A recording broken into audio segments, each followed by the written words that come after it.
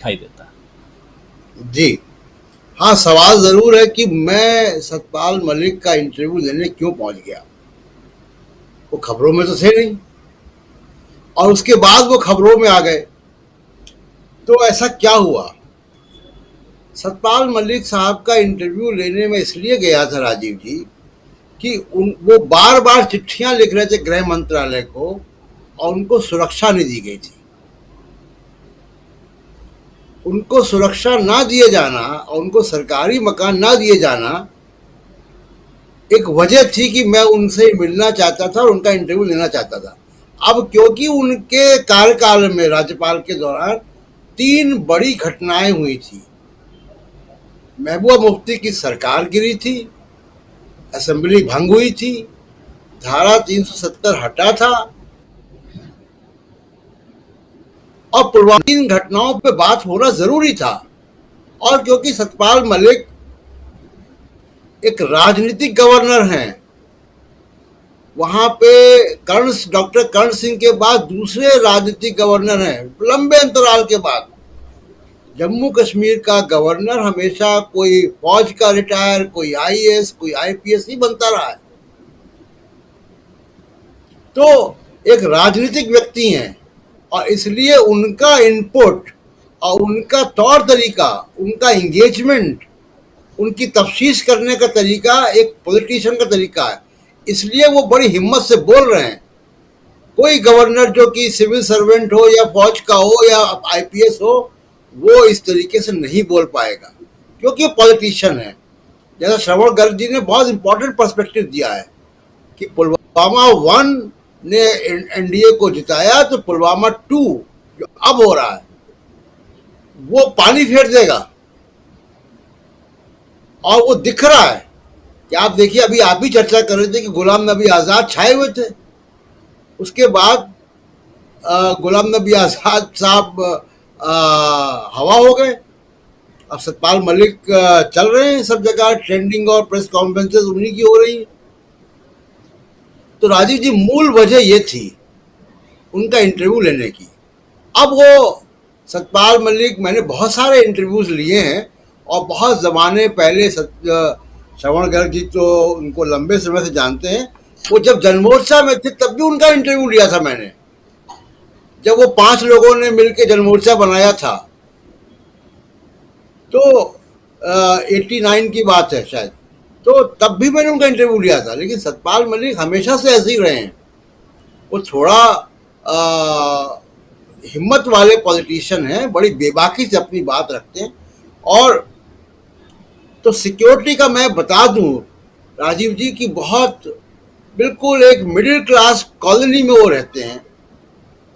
मैं इस चर्चा में उनका एड्रेस और कॉलोनी का नाम नहीं बताऊंगा सुरक्षा कारणों की वजह से, लेकिन वो एक बहुत ही मध्यम वर्ग कॉलोनी के फर्स्ट फ्लोर में वो रहते हैं, एक नॉर्मल से किसी मध्यम वर्गीय फ्लैट में। और वो कह रहे हैं कि उनको एक पीएसओ दिखाई दिया। मैं जब उनका इंटरव्यू लेने गया तो मुझे वो पीएसओ भी नहीं दिखाई दिया। एक आध वहां पे उनके हेल्प करने वाले लोग थे जो जिन्होंने चाय वाय ला के रखी थी। तो उनके पास एक कोई महिला कर्मचारी थी और एक कोई और व्यक्ति थे। सिर्फ 2 लोगों के साथ वो मुझे वहां दिखाई दिए। तो आप एक एमएलए एमपी के पास भी जाते हैं जब, अगर मिनिस्टर तो छोड़ दिए, तो भी उसके इर्द गिर्द आपको दिखाई देता है। हमको 5 मिनट तो लगे कि उनका फ्लैट है कहाँ देखने में। आप सोचिए कि जम्मू कश्मीर राज्य का पूर्व गवर्नर वहां रह रहा है और आपको कोई अंदेशा नहीं है। तो ये बड़ी चिंताजनक बात है और इसलिए इंटरव्यू की शुरुआत ही वहीं से हो रही है कि सुरक्षा की वजह से उनको सुरक्षा है, सुरक्षा की जरूरत है। उनके इस दौर में बड़ी इंपॉर्टेंट घटनाएं हुई हैं, पुलवामा जैसा हमला हुआ है, तमाम आतंकवादी कार्रवाइयां हुई हैं। दूसरी बात देखिए राजीव जी, पुलवामा में जब बात खुलेगी तो अब बहुत दूर तक जाएगी। अब याद कीजिए 2019 में क्या टाइम गैप था हमले का और प्रधानमंत्री के रिएक्शन का। आपको याद है, हम सबको याद है कि रुद्रपुर में रैली थी प्रियंका गांधी का भी लखनऊ में एक पॉलिटिकल कार्यक्रम था, वो पॉलिटिकल प्रोग्राम कैंसिल हो गया था। प्रधानमंत्री की रुद्रपुर की रैली कैंसिल नहीं हुई थी, हमले के बाद वो रैली हुई थी और प्रधानमंत्री ने फोन पे उस रैली को संबोधित किया था। ये दिखाता है कि जो सतपाल मलिक कह रहे हैं कि बहुत कैजुअल एटीट्यूड है, उनको फर्क नहीं पड़ता किन चीजों से, ये दिखाता है। इसकी ये सारी घटनाएं, ये सारे फैक्ट्स उसकी तस्दीक देते हैं, गवाही देते हैं कि कितना कैजुअल एटीट्यूड है। दूसरी बात राजीव जी, इंपॉर्टेंट बात है, पुलवामा की बात खुल रही तो बहुत सारी बातें आएंगी।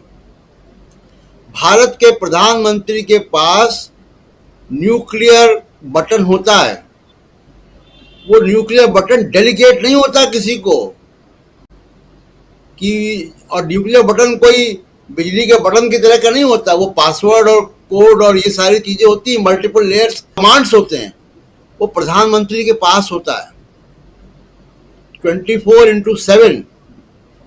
उसको किसी को डेलीगेट नहीं कर सकता प्रधानमंत्री। वो प्रधानमंत्री पुलवामा जैसे हमले के बाद बाई रोड वो बरेली गए जिम कॉर्बेट से, सड़क के रास्ते से।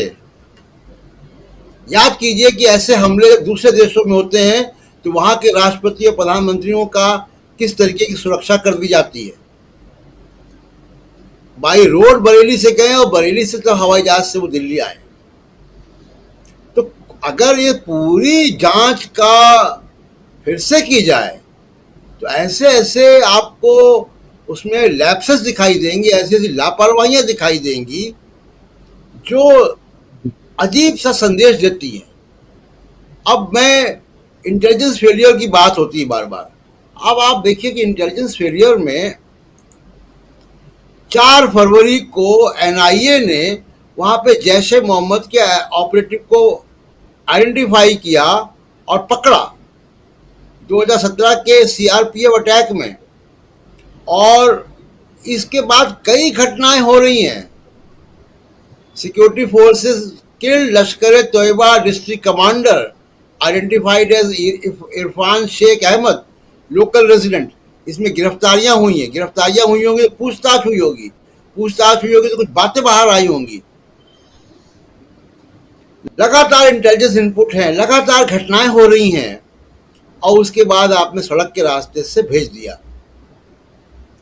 तो सतपाल मलिक जो बातें कह रहे हैं करप्शन के बारे में, जो बातें वो अडानी के बारे में कह रहे हैं, वो एक राजनीतिक बयान है, उनको आप राजनीतिक पृष्ठभूमि के साथ ले सकते हैं।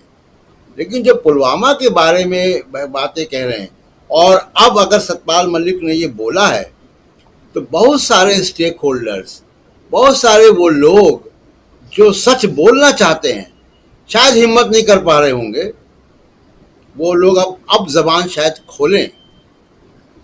तो एक तो ये मैं बताना चाहता था दर्शकों को कि मैं इंटरव्यू लेने क्यों गया था उनका, वो इसलिए गया था। फिर वो बातें बहुत सारी आ गई जो कि दर्शक जाके डीबी लाइव चैनल पे देख सकते हैं। राजीव जी। जी जी बिल्कुल बिल्कुल, बात यही थी कि आखिर सुरक्षा व्यवस्था